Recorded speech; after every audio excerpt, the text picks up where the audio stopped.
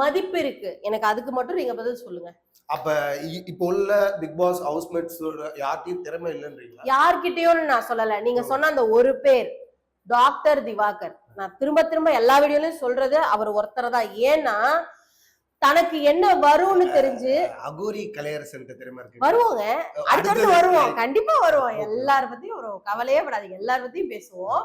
என்னன்னா இப்போ டாக்டர் திவாகரை பத்தி நான் சொல்றேன். நமக்கு என்ன வரும், இப்போ உங்களுக்கு நல்லா பேச வரும், உங்களுக்கு நல்லா நடிக்க வரும் அப்படின்னா நீங்க அதுக்கு உண்டான வேலைகளை வந்து எப்படின்னா ஒரு ஒரு சின்ன விஷயத்துல இருந்து நீங்க ஸ்டார்ட் பண்றீங்க. கரெக்ட் தானே? ஒரு யூடியூப் பண்றீங்க, ஒரு வீடியோ எடுத்து போடுறீங்க, அது நல்லா போகுதா இல்லையான்றது செகண்டரி.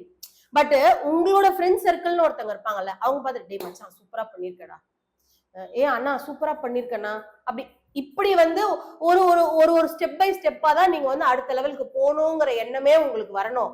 நம்ம இன்னும் அடியெடுத்தே வைக்கலையா, அதுக்குள்ள பட்டத்துக்கு போயிட்டீங்க.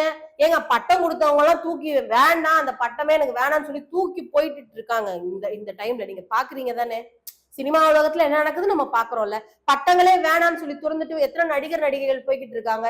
இவரா உள்ள வந்தாரு, இவரா வீடியோ போட்டுக்கிட்டாரு, இவரா பேசிக்கிட்டாரு, இவரே தன்னை நடிப்பு அரக்கன்னு சொல்லிக்கிறாரு.